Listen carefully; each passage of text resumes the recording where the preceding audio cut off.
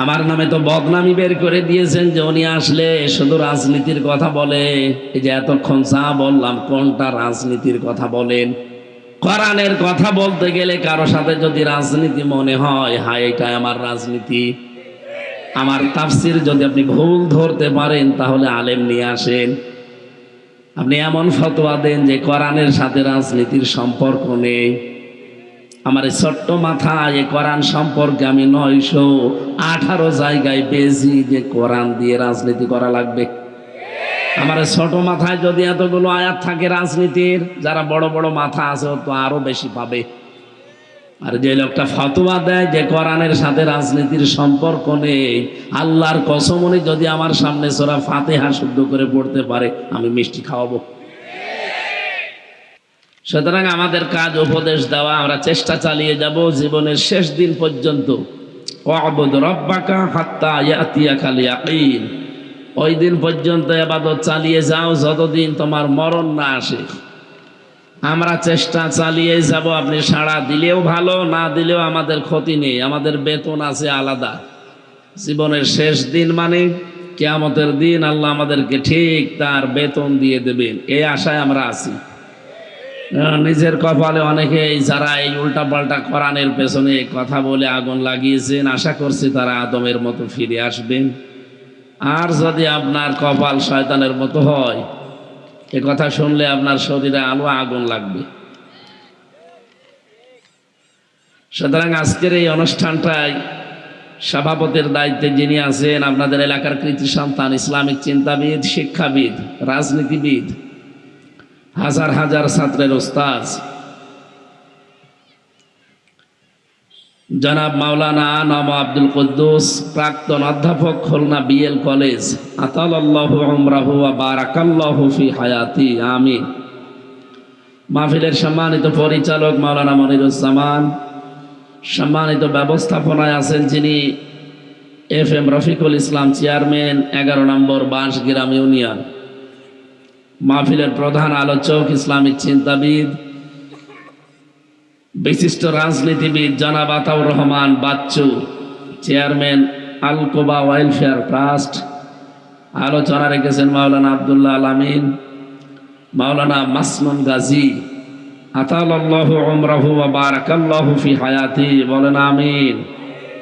প্রধান অতিথি হিসাবে উপস্থিত আছেন সাধারণ সম্পাদক বাংলাদেশ জাতীয়তাবাদী দল নড়াইল জেলা আলহাজ মনিরুল ইসলাম, বিশেষ অতিথি মাওলানা ওবায়দুল্লাহ কায়সার, মুফতি ওয়াকিউজ্জামান, মঞ্চে বসা ওলামা ইকরাম। সময় নেই, এই জন্য হাজারো মানুষের নাম ধরে ধরে আর দোয়া করতে পারলাম না, একবারে দোয়া করছি। ওয়া রাফা'না লাকা যিকরাক।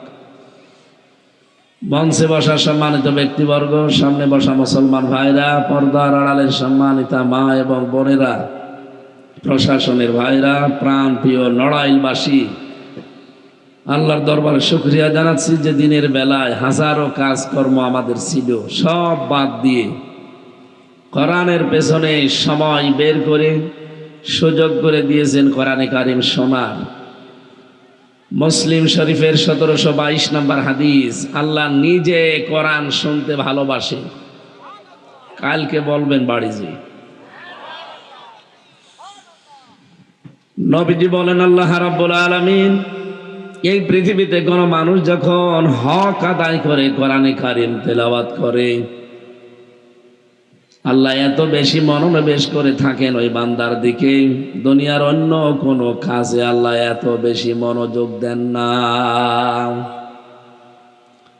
আল্লাহ পাক নিজে কোরআনে কারিম শুনতেন। নবীজি যখন কোরআনে কারিম তেলাওয়াত করতেন, বিশ্ব নবী বলেন শুধু আল্লাহ না, আমি নিজেও কোরআন শুনি। হযরত উবাই ইবনে কাবকে মাঝে মাঝে ডাক দিয়ে বলতেন তেলাওয়াত করো। হযরত উবাই ইবনে কাব বলেন, হে নবী, কোরআন নাজিল হয়েছে আপনার উপরে, আর আমি একজন সাধারণ মানুষ। বিশ্ব নবী বলেন পড়ো, আমার শুনতে খুব ভালো লাগে। আল্লাহ নিজে কোরআন শোনেন, নবীজি নিজে কোরআনে কারিম শুনতে ভালোবাসে। আরে দেশে আমরা আল্লাহর বান্দা রাসূলের উম্মত, আমাদের কাছে ভালো লাগবে না? কথা বলেন না কেন? ভালো লাগবে কাদের কাছে?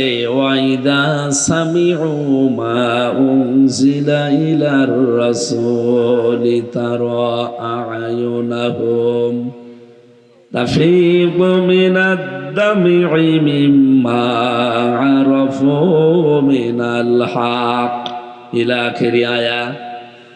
সূরা আরাফের 83 নম্বর আয়াতে আল্লাহ জানিয়েছেন, সূরা মায়েদার, হে নবী আপনি যখন কোরআন পড়বেন, যারা এটা অনুধাবন করার শক্তি রাখে, যোগ্যতা যাদের আছে, যেটা বুঝতে পারে, এর মর্ম বাণীগুলো যখন উপলব্ধি করবে, আপনি দেখবেন মনের অজান্তেই তাদের চোখ দিয়ে পানি পড়ছে।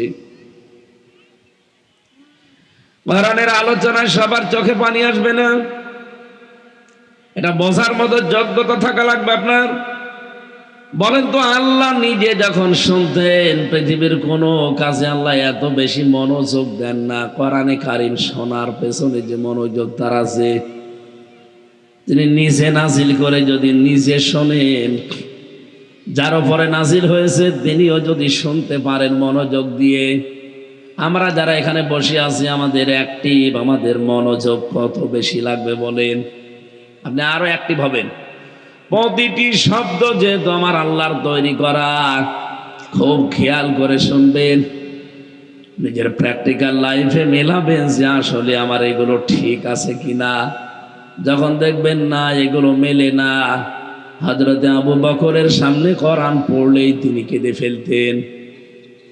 মসজিদে নববীতে যাওয়ার সময়ে হযরতে আবু বকর এসে বলেন, হে রাসূল, কোরআনে কারিমের আয়াত একটা পড়ছিলাম, আল্লাহ রাব্বুল আলামিন বান্দাকে বেশি বেশি কাঁদার আর কম কম হাসার জন্য আদেশ দিয়েছেন, ফালিয়াদহাকু কলিলাহু ওয়া লিয়াবকু কাসীরা। এই যে আমার জীবনে তো কান্না বেশি নেই, হাসি তামাশায় আমাদের জীবনে বেশি। হে নবী আপনি বলেন তো, আমাকে কি আল্লাহ জান্নাত দেবে? তারা কোরআনের বাণীগুলো কিভাবে উপলব্ধি করতেন, এর মর্ম বাণী কি?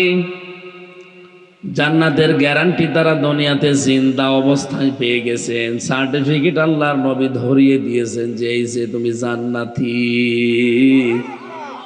এরপরে ওই লোকটা যদি এই টেনশনে থাকে, অসময়ে তিনি শিশুর মতো কাঁদছিলেন, রব্বুল আলামিন বলেন আবু বকরকে সুসংবাদ দিয়ে দেন, ওয়ালিমান খাফা মাকামা রাব্বিহি জান্নাতান ফাবিআইয়ি আলাই রাব্বিকুমা তুকাদ্দিবান। আবু বকরের এই দৃশ্য দেখে আমার আল্লাহ এত বেশি খুশি হয়ে গেছেন, দুনিয়ার মানুষকে আল্লাহ জান্নাত দেবে একটা, আবু বকরের জন্য আল্লাহ জান্নাত বরাদ্দ করেছে 2টা। এজন্য আপনার অ্যাক্টিভ মনোযোগ আরো বেশি লাগবে, এদিকে আরো খেয়াল করবেন। আজকে খুব গুরুত্বপূর্ণ 2টা তথ্য বলবো ইনশাআল্লাহ। যে কোরআনে কারিম আমরা শুনতে এসেছি, আল্লাহর ওই বাণী, আমরা খুশি যেহেতু কাজকর্ম যদিও আমাদের এখন করা যাচ্ছে না এই সময়টা, এই 1-1.5 ঘন্টা কোরআনের পেছনে আমরা যারা ব্যয় করছি বোঝার জন্যে, বলেন আলহামদুলিল্লাহ। দরুদ আর সালাম পাঠ করি মুহাম্মাদুর রাসূলুল্লাহ সাল্লাল্লাহু আলাইহি ওয়াসাল্লামের প্রতি। দুনিয়াতে বেশি দিন বাঁচতে চাই, বেশি দিন থাকতে চাই, দুনিয়ার এই সুখ সম্ভোগ এগুলো নিতে চাই বেশি যারা, এ মানুষগুলো কাফের। লা তাজিদান্না আশাদ্দান নাস আহরাসাল হায়াতিদ দুনিয়া। হে নবী, দুনিয়ার প্রতি আসক্তি, দুনিয়ার প্রতি লোভ সবচাইতে বেশি আপনি দেখবেন মুশরিকদের। কাদের? আমরা কি মুশরিক? নবীজি নিজে দোয়া করলেন যে আল্লাহ তুমি আমার হায়াতটা বাড়িয়ে দাও, রজব আর শাবানের বরকত আমাদেরকে দান করো, আর হায়াত বাড়িয়ে দাও রমজান পর্যন্ত। এই হাদিসের ব্যাখ্যায় বিশ্ব নবী জানাতে চেয়েছেন এই 2 মাসের যে বরকত আল্লাহ নাজিল করবেন, সবাই বরকত পাবে না। বাকি শব্দটা ব্যাখ্যা আমি পরে করছি। রজবের যে গুরুত্বপূর্ণ বরকতগুলো আল্লাহ রাব্বুল আলামিন বান্দার জন্য নাজিল করবেন, বিশ্ব নবীকে আল্লাহ দিয়েছিলেন ওই বরকত। 53টা বছর তিনি দুনিয়ার জীবনে কষ্টে ছিলেন, বিশেষ করে 40 থেকে 53 এই 13 বছর পুরাটা জীবনে জুলুম, অত্যাচার, নির্যাতনের পুরা স্টিম রোলার চলেছে তার উপরে। 53 বছরে তার বড় বড় দুইটা ছায়া আল্লাহ তুলে নিলেন। একটা তার চাচা আবু তালেব, আর একটা তার স্ত্রী খাদিজাতুল কুবরা রাদিয়াল্লাহু তাআলা আনহা। এই দুইজনকে আল্লাহ যখন তুলে নিয়েছিলেন, মাথার উপর থেকে এই দুইটা ছায়া চলে যাওয়ার পরে নবীজি সবচাইতে বেশি দুঃখে ছিলেন এই বছরে। এই জন্য দুঃখের বছর বলা হয়, আমুল হুজুন। নবীজিকে রব্বুল আলামিন ডাক দিয়ে খবর পাঠিয়ে দিলেন জিবরাইলকে যে সামনে আপনাকে আমি একটা দেশ হাতে তুলে দেব। এখনো দেয়নি। সামনে আপনাকে একটা দেশ আমি হাতে তুলে দেব। এই দেশটা কল্যাণময় যদি আপনি করতে চান, শান্তি, স্বস্তি, নিরাপত্তা দিয়ে যদি দেশটাকে আপনি ঢেকে রাখতে চান, আমি নিজের কাছে নিয়ে আসবো আপনাকে। একটা দুইটা না, 27টা জিনিস আপনাকে আমি দেখাবো, 14টা জিনিস আমি শেখাবো, পৃথিবীতে আবার ফেরত পাঠাবো। দুনিয়া কল্যাণময় হয়ে যাবে যদি এই 14টা কাজ আপনার জাতি করতে পারে। বলেন সুবহানাল্লাহ। বাংলার মুসলমানেরা আমরাও 53 বছর পার করে ফেলেছি। কথা বলে না কেন? নবীজি তো 13 বছর বেশি কষ্ট পেয়েছিলেন, আর আমরা অলরেডি 15 বছর বেশি কষ্ট পেয়েছি। 53 বছরে সবচাইতে বেশি কষ্টে ছিলাম এই দেশের মুসলমানেরা। কথা বলেন ঠিক কিনা? তাহলে নবীজির চাইতে অলরেডি 2 বছর বেশি হয়ে গেছে। 53 বছরে তাকে যেহেতু আল্লাহ একটা নতুন রাষ্ট্রের সংবাদ দিয়েছিলেন, 53 বছর বয়সে নতুন একটা রাষ্ট্রের সন্ধান দিয়েছিলেন। এই নতুন রাষ্ট্রটা আপনি গঠন করবেন, কল্যাণময় করতে হলে কিছু কাজ করা লাগবে। আপনাকে আমি নিজে দেখাবো এই কাজগুলো। এই জন্য 27টা বছর এই রজব মাসে তাকে নিয়ে 27 বছর একাধারে বিভিন্ন জিনিসগুলো তাকে দেখিয়েছেন। আল্লাযী বারাকনা হাওলাহু লিনুরিয়াহু মিন আয়াতিনা। ভালো করে খেয়াল করবেন, আমি কিন্তু গতানুগতিক কথা বলি না। দেখবেন কত ব্রিফলি আছে এই আলোচনাটা। নবীজিকে এই মাসেই তাকে নিয়ে গেলেন, 27 বছরের বিশাল সফর। মাত্র 27টা জিনিস তাকে দেখিয়েছেন। কয়টা বলেন তো? 27টা জিনিস দেখতে 27 বছর লাগে? কি জিনিস দেখলেন তিনি যে এত বছর লাগবে? 2 নম্বরে তাকে আল্লাহ 14টা জিনিস নিজে হাতে কলমে শিখিয়ে দিলেন যে আপনি এবার যান। আপনার যে রাষ্ট্রটা আপনি উপহার পাবেন মদিনা, এই মদিনাকে কল্যাণময় যদি আপনি করতে চান, মদিনার জনগণকে যদি জনসম্পদে পরিণত করতে চান, আপনাকে 14টা কাজ ব্যক্তি, পরিবার আর সমাজ, রাষ্ট্রে মাস্ট বি করা লাগবে। কারণ এগুলো সব আমি আল্লাহর রায়, আমার আইন। বলেন তো এখানে রায় শব্দটা বোঝেন না? রায়, রায় বোঝেন? এদেশেও রায় হয় কয়টা? 4টা। বাংলাদেশের বিচার ব্যবস্থায় 4 প্রকার রায় আমরা দেখেছি। নড়াইল জেলা না এটা? এই জেলায় আদালত আছে। আপনি ম্যাজিস্ট্রেট কোর্টে যাবেন, সেখানে একটা রায় হবে। এরপরে যদি বলেন যে না, এর রায় আমি মানি না, আপনার বিরুদ্ধে রাষ্ট্রদ্রোহী মামলা হবে। আপনি এতটুকু বলতে পারবেন যে আমি ন্যায় বিচার পাইনি, আমি একটু ভালো জায়গায় যাব, আরো উপরে যাব। যান, আপনি ম্যাজিস্ট্রেট কোর্ট থেকে যাবেন জজ কোর্টে যান। নড়াইল জজ কোর্ট আছে না? জজ কোর্ট থেকে যদি আপনার বিরুদ্ধে রায় আসে, আপনি কিন্তু বলতে পারবেন না যে আমি মানি না, তাহলে আবার উল্টা মামলা হবে। হ্যাঁ, এতটুকু বলার ক্ষমতা আপনার আছে যে আমি ন্যায় বিচার পাইনি, আমি রায় আরো উপরে নিয়ে যাব। এবার আর জেলা শহরে হবে না, বাংলাদেশের 64 জেলার কোনো জায়গায় হবে না, যাওয়া লাগবে কোথায়? ঢাকা। ঢাকার হাইকোর্টে যাওয়া লাগবে। এখানে যারা হাইকোর্টে গেছেন দেখেন, হাইকোর্টের সামনে একটা জিনিস টাঙানো আছে, কি নাম? কি? দাড়ি পাল্লা। আপনি আবার রাগ করবেন না তো, বোঝে দাড়ি পাল্লার পক্ষে আমি না, কিন্তু দাড়ি পাল্লা দিয়ে একটা জিনিস সরকার আমাদেরকে বোঝাতে চায়। 18 কোটি জনগণকে সরকার বোঝাতে চাচ্ছে এখানে কিন্তু দাড়ি পাল্লা টাঙানো। নবীজিকে আল্লাহ প্রথম যে জিনিসটা মেরাজে নিয়ে দেখিয়েছিলেন তার নাম মিজান। মিজান মানে না, এখানে যারা লেখাপড়া করেছে বা কোরআন স্যার বসে আছে, জীবনে কোনো জায়গায় আপনি পড়েছেন যে মিজান মানে দাড়ি পাল্লা? আমি তো পাইনি। আরে ভাই, আমার কোরআনের উপরে অনার্স মাস্টার্স করা আছে, অন্তত আপনার চাইতে কোরআনের উপরে দক্ষতা আমার হালকা হলেও বেশি আছে। তো কই এতদিন পর্যন্ত কোরআনে কারিম পড়ছি, এর পুরাটার অভিধান আমার তো জানা আছে না। কারেন্ট চলে গেছে, এমন সময় গেল। কথা বলা যাবে না, ভালো করে শুনবেন।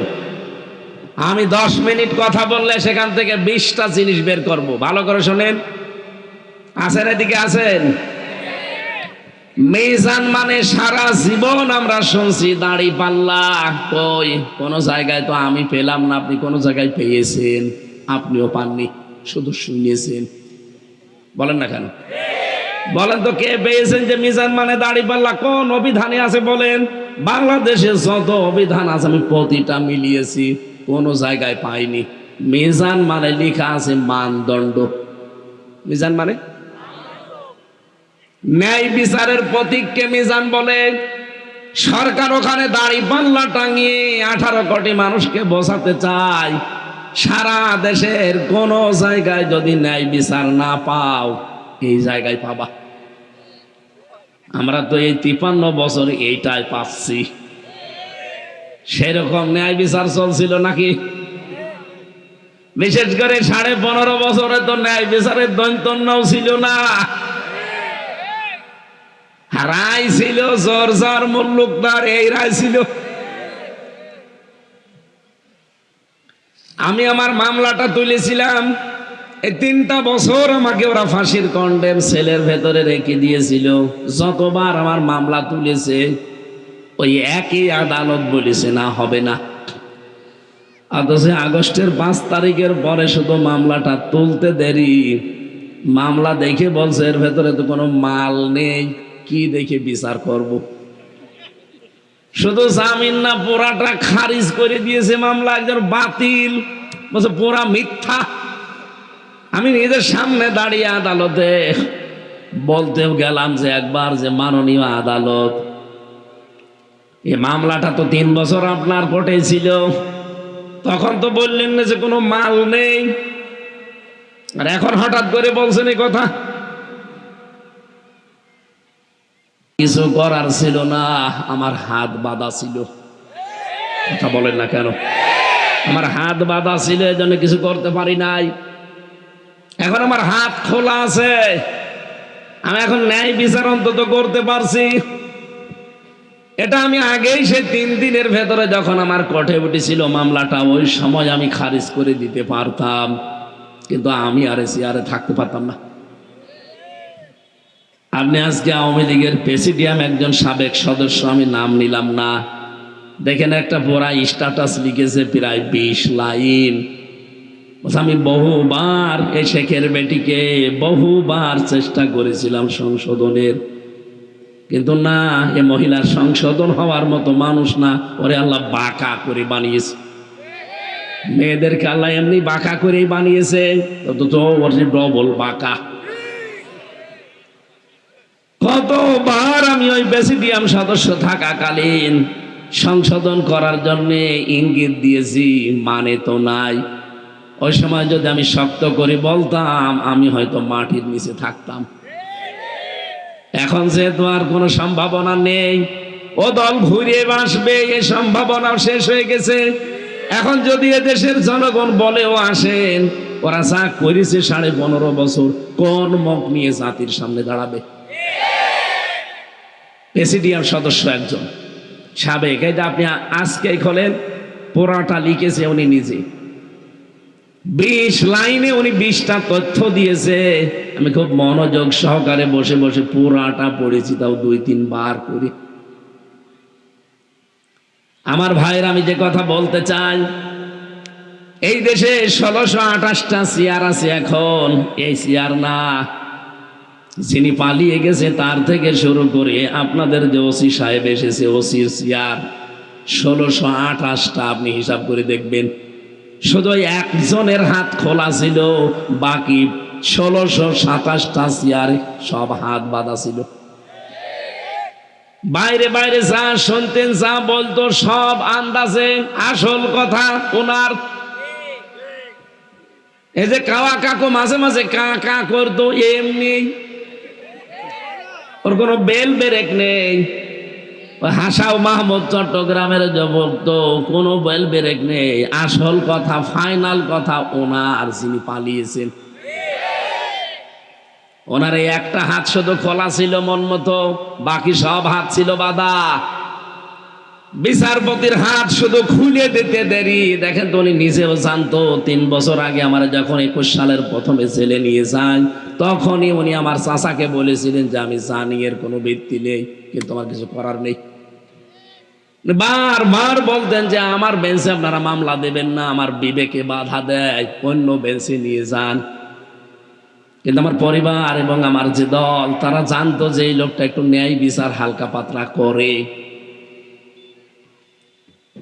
তারপরেও তিনি পারেননি।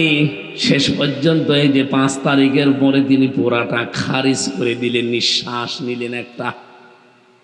আমরাও চাই এদেশে কোনো মানুষের হাত আর বাধা থাকবে না, সবার হাত থাকবে আবু সাইদের মতো খোলা।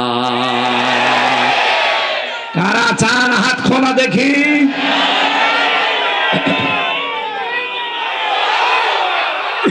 আলহামদুলিল্লাহ। হ্যাঁ, আমি তাকবীর এত শুনতে চাই না, কথাগুলো বুঝতে হবে। যারা হাত ধরলেন যে সামনে, আমরা সবাই হাত খোলা রাখতে চাই। এখনো অনেককে আমরা দেখি, অনেকে হাত বেঁধে দেওয়ার মতো কাজ কারবার করছেন। জাতির কাছে আপনি চাঁদা চান, জাতির যদি হাত সত্যি খোলা লাগতো, চাঁদা না, দয়া কারো দিত না। কথা বলে না কেন? আমার নামে তো বদনামি বের করে দিয়েছেন যে উনি আসলে শুধু রাজনীতির কথা বলে। এই যে এতক্ষণ যা বললাম, কোনটা রাজনীতির কথা বলেন? কোরআনের কথা বলতে গেলে কারো সাথে যদি রাজনীতি মনে হয়, হায় এটা আমার রাজনীতি।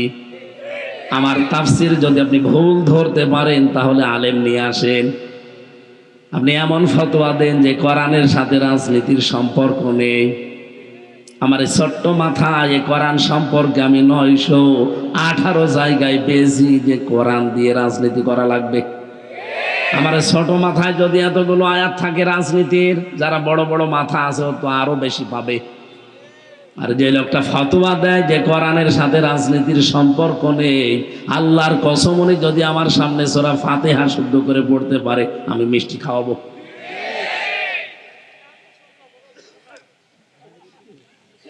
কোরআনে কারিমের যে আয়াতটা পড়েছিলাম, আল্লাহ বারবার চ্যালেঞ্জ দিয়েছেন এবং কড়া ভাষা দিয়েছেন, আলা তাকফু মা লাইসা লাকা বিহি ইলম, যে বিষয়ে জ্ঞান নেই মুখ খুলবা না।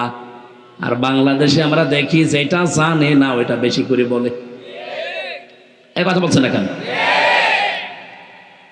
যে লোকটা কোরআন মানে কি তা জানে না। কোরআন মানে কি কি জানেন? জানেন না। কোরআন মানে বহুল পঠিত পাঠ্য, এতটুকু শব্দ যে লোকটার জানা নেই কোরআন মানে, সে যদি বলে কোরআনের সাথে রাজনীতির সম্পর্ক নেই, আরে ভাই, আমি রাজনীতি করি এই জন্যই আমি যেন আখেরাতে ধরা না খাই। এই বাংলাদেশে যাদের কর্মজীবন আলাদা আছে, রাজনীতিকে যারা ইবাদত মনে করে তাদের দ্বারা কোনোদিন দুর্নীতি হওয়ার সম্ভাবনা নেই।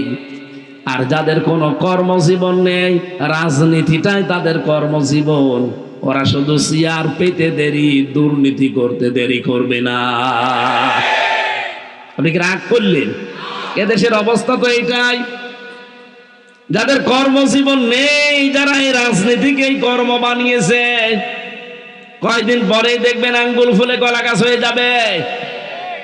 এটা জাতি 53 বছরে বুঝে ফেলেছে। এই জন্যই জাতি এখন চাচ্ছে যাদের কর্মজীবন আলাদা আছে, আরে মানুষগুলো যারা রাজনীতিকে ইবাদত মনে করে এরা যদি সামনে চেয়ার পায়, কোনোদিনে দেশে আর সাদাবাজি হবে না। আমিরে জামাত ডাক্তার শফিকুর রহমান হাফিজাহুল্লাহ যত কথা আজ পর্যন্ত বলেছেন, এই কথাটা সবচাইতে বেশি গুরুত্ব দিয়ে উনি বলেছেন, এদেশে যদি ইসলাম আসে, প্রথম দিনে দেশ থেকে সাদাবাজি ঝাঁটিয়ে বিদায় করা হবে। মানুষ এমনি মানুষ বদনাম দেয় যে হাত বদল হয়েছে, সাদাবাজি করার আগে এই হাত করতো, এখন এই হাত করে। কেন এই কথা বলবে মানুষ? 5 তারিখের পর থেকে যারা এগুলো করছেন, নির্যাতিত, অত্যাচারিত, জুলুমের শিকার শুধু আপনি নিজেই হয়েছেন। কেন আমি জুলুমের শিকার ছিলাম না? আমার বাবার কাছ থেকে ওরা 32টা লাখ টাকা নিল এই 3 বছরে। আমি আকিজ গ্রুপে ছিলাম, সেখান থেকে 32 লাখ টাকা নিয়েছে। আপনার চাইতে তো 3 বছরই বেশি আমি অত্যাচারিত হয়েছি। ওরা আমার জেলের ভেতরে যদি রাখতো তো কয়দিন রাখতে পারতো, অসুবিধা ছিল না। রেখেছে আমার ফাঁসির কন্ডেম সেলের ভেতরে 24 ঘন্টা তালা লাগানো, সিসি ক্যামেরা দিয়ে রেখেছে, আমি যেন কারোর সাথে দেখাও না করি। আমি তো 5 তারিখের পর থেকে ওই টাকাগুলো কালেকশন করতে পারতাম না, যে যারা যারা আমার টাকা নিয়েছে ও ক্ষমতা আল্লাহ আমাকে অলরেডি দিয়ে দিয়েছিল। একটা লোককেও আমি মাফ করতাম না, সব টাকা আমি সাদাবাজি না, আমার আসল টাকায় আমি তুলে নিতাম।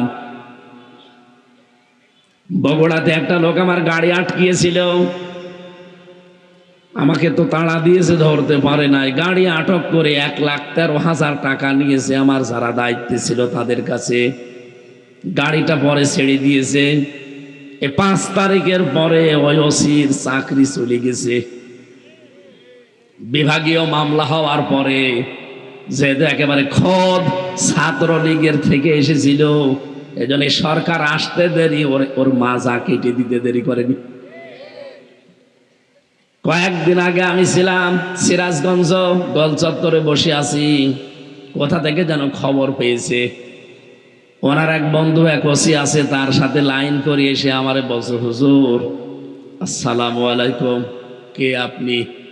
বলছে আমি সেই ওসি আবুল কালাম আজাদ। না, এদিকে আসে, আপনারাই তো খুঁজছি। কোথায় আপনি এখন? আমার সব চলে গেছে। চলে তো গেছে, কেন এসেছেন এখানে? মাফ করে দেন। কিসের মাফ? মাফ আপনাকে আমি করতে পারি, আগে আমার ওই টাকা ফেরত দিন। আপনাকে তো আমি মাফ করে দিলাম, আমার অসুবিধা নেই। আপনি ধানের ক্ষেতের ভেতর দিয়ে আমারে তাড়া দিয়েছিলেন, সেটা আমি মাফ করে দিলাম। আমি আপনাকে কোরআনের কথা বলতে গিয়েছিলাম বগুড়াতে, আপনি বলতে দেননি, মাফ করে দিলাম। কিন্তু আমার গাড়িটার সব ওকে ছিল, গাড়ি আটক করে আপনি 1,13,000 টাকা নিয়েছেন, টাকাগুলো ফেরত দেন। এরপরে আস্তাগফিরুল্লাহ বলছে টাকা নেই। না, তাহলে মাপ নেই। 7 দিন সময় দিলাম, টাকাটা যদি দিয়ে দেন আপনি মনে করবেন আপনার মাফ হয়ে গেছে।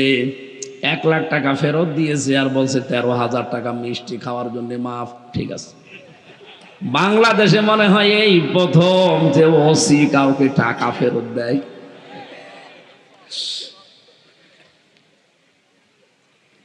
অত্যাচারিত আপনাদের চাইতে আমরাও কম না, কিন্তু আমাদের নামে তো একটা বদনাম কেউ দিতে পারলো না। 56,000 বর্গ মাইলে যে আমি সাদাবাজি করেছি, আপনার নামে আসে কেন? বলেন, কেন আসবে আপনার নামে? আপনি কি মনে করছেন কেউ কিছু টের পায় না আমি কি করি? এ দেশটা এখন গোয়েন্দাদের হাতের মুঠায়। এদেশের সর্বোচ্চ দায়িত্বে যিনি আছেন গোয়েন্দাদের। কয়েকদিন আগে আমি কথা বলেছিলাম, হুজুর আমরা দেশটাকে নখদর্পণে রেখেছি, আমরা দেখতে চাচ্ছি কে কেমন কি কাজ করে। আপনি মনে করছেন আমি রাত 2টার সময় চাঁদা চাইলাম, টের পেল কি করে? আরে বাবা, রাত 2টায় আপনি পায়খানায় বসে বসে কি করেন তা ওরা ওই অফিসে বসে দেখতে পাচ্ছে, বুঝছেন আপনি? আমি নিজে ওদের মেশিন দেখেছি রিমান্ডে। আমার ম্যাডাম আমিরুল ইসলাম বেলালি সাতক্ষীরার, আমি ধরা পড়ার 3 দিন যখন চলে আমি রিমান্ডে, ওনার কাছে কি একটা কথা জিজ্ঞাসা করেছে, আমি বাস্তব বলছি ওই নাম্বারটা আমি আর ও আর আমার মা বাবা ছাড়া কেউ জানে না। অথচ ওনারা নিজেরা নাম্বার কিভাবে জোগাড় করে পুরাটা ভিডিও আকারে কল আমারে পরের দিন রিমান্ডে দেখাচ্ছে। যা আপনি বলছেন কারো সাথে সম্পর্ক নেই, দেখেন তো এই নাম্বারে আপনার স্ত্রীর কাছে কল আসলো কি করে? আপনি মনে করছেন আমি রাত 1:30টার সময় 2টার সময় চাঁদা চাইতে চাই? কেউ তো জানে না, কেউ জানে না মানে ওই মেশিনগুলো এখনো আছে, যেগুলোরা ইসরায়েল থেকে নিয়ে এসেছিল এখনো কিন্তু ব্যবহার করছে। এই জন্য সাবধান হন ভাই, আপনারা মজলুম, আমরাও মজলুম। ওই 14 দল বাদ দিয়ে বাংলাদেশে যা আমরা সবাই মজলুম। কথা বলেন না কেন? আপনারা যেন ক্ষতি না করেন, নিজেদের পায়ে নিজে কোড়াল না মারেন। আমি সাবধান করলাম, দেশটা কিন্তু থালার মতো হয়ে আছে। একটা থালার ভেতরে কি কি আছে সামনে যেমন দেখতে পান, এদেশের 18 কোটি মানুষ কে কি কোথায় কি করছে সব ওরা দেখতে পারছে, শুধু ছাড় দিয়েছে আমাদের পরীক্ষার জন্য। ওরা অলরেডি বুঝে ফেলেছে দেশটা কাদের হাতে নিরাপদ। আপনার নিজের পায়ে যদি এখন নিজে কোড়াল মেরে বারবার উল্টা পাল্টা বকেন, মানুষ তো পাগল বলবে আপনাকে। এই জন্য আমি ইঙ্গিত দিলাম, আশা করে আপনি বুঝেছেন। এরপরেও যদি না বোঝার ভান করে থাকেন, এদিকে আসেন, কানের নিচে এমন জোরে 2টা দেব, সব বুঝে ফেলবেন। হুজুর আমি কিছু বুঝি না, এদিকে আসেন, আপনাকে বোঝাচ্ছি। আসেন, আমার মেন কথা বলছি এবার। বিশ্বনবীকে আল্লাহ মিজান দেখালেন। মিজান মানে মানদণ্ড, মিজান মানে আরো জোরে বলেন। এখানে আমার মনে হয় সবাই এক বাক্যে এই কথা বলবে, মিজান মানে দাড়ি পাল্লা। কিয়ামতের দিন আল্লাহ দাড়ি পাল্লায় আমাদেরকে ওজন দেবেন, আমাদের আমল, বদ আমল আর নেক আমল। কথা বলেন না কেন? আপনি কোনদিন একথা বিশ্বাস করতে পারেন যে মিজান মানে দাড়ি পাল্লা, দাড়ি পাল্লায় আল্লাহ আমল মাপবেন, বদ আমল নেক আমল? আমল মানে কি বলেন তো? কাজ। আমল মানে এখানে কোন পাগলকে বিশ্বাস করাতে পারবেন যে দাড়ি পাল্লার একটা পাল্লায় 5 কেজি কাজ তুলে দিলাম, এদিকে 5 কেজি কাজ, এদিকে 5 কেজি কাজ, এটা কেউ বিশ্বাস করে? আর দাড়ি পাল্লা দিয়ে কি কাজ কেউ মাপে? বলেন কোন কারণে আপনি এই বিশ্বাসে আছেন বলেন? পৃথিবীর প্রতিটি জিনিস পরিমাপ করার জন্য আলাদা আলাদা যন্ত্র পাবেন। এই যে সামিয়ানাটা যদি এখন আপনাকে আমি মাপ দিতে বলি, এটা কি দাড়ি পাল্লায় তুলে দেবেন? এটার জন্য আলাদা একটা মাপের যন্ত্র আছে, তার নাম ফিতা, গজ। এক কথা বলেন না কেন? এই যে পানি দিয়েছে আমাকে খাবার জন্য, এ পানির বোতল যদি আপনাকে বলে এটা মেপে দেন তো ফিতা দিয়ে মাপবেন, এটার জন্য সিসি আছে, লিটার আছে। এক কথা বলছেন না কেন? পৃথিবীর প্রতিটি জিনিস মাপ করার যন্ত্র আছে না নেই? আরো জোরে। কাজ মানে আমল, কাজ যে আল্লাহ মাপবে কিয়ামতের দিন, এটা মাপের জন্য আলাদা একটা যন্ত্র নেই? দাড়ি পাল্লা, দাড়ি পাল্লায় কেউ কাজ মাপে? কাজ মাপার জন্য একটা আলাদা যন্ত্র আছে। এইটার জন্য যেমন ফিতা, এইটার জন্য যেমন সিসি। কাজের জন্য কাজ মাপতে হয় দাড়ি পাল্লা দিয়ে না, ফিতা দিয়ে না, গজ দিয়ে না, লিটার দিয়ে না, সিসি দিয়ে না, কেজি দিয়ে না। কাজ মাপতে হয় গুরুত্বের ভিত্তিতে। এই কথা বলছেন না কেন? কাজ মাপে কি দিয়ে? গুরুত্ব। বলেন বলেন, আরো জোরে বলুন। এখন কি গুরুত্ব কি? এই যে মঞ্চটা সাজিয়েছেন, এর গুরুত্বপূর্ণ জিনিস আছে 2টা, একটা খুঁটি আর একটা সামিয়ানা। কি কথা বলেন? গুরুত্বপূর্ণ এই দুইটা জিনিস না থাকলে কেউ মঞ্চ বলবে? এখানে গুরুত্বপূর্ণ নয় এমন জিনিসও আছে যেগুলো না হলেও মঞ্চ হয়, যেমন এই কার্পেট, এই চেয়ারগুলো। কথা বলা লাগবে, আপনি কি বোঝেন নাকি বলেন? আমার ভাইরা, আমি গুরুত্বপূর্ণ বিষয়গুলো আপনার সামনে তুলে ধরতে চাচ্ছি। এবার কিয়ামতের দিন আল্লাহ কিন্তু মাপ দেবেন আপনার আমল, মানে কাজ মাপতে হয় যেহেতু গুরুত্বের ভিত্তিতে। এই কোরআনে কারিমে আল্লাহ 500টা বিধান দিয়েছেন শরীয়তের গুরুত্বপূর্ণ যেগুলো, আর প্রতিটা বিধানের ভেতরেই দেখবেন কিছু না কিছু ফরজ আছে। কি এর ভেতরে নামাজ আছে না? আরো জোরে বলেন, নামাজ কি ফরজ? বলেন, এই নামাজ ফরজ, এই ফরজের ভেতরে আরো ফরজ আছে কয়টা?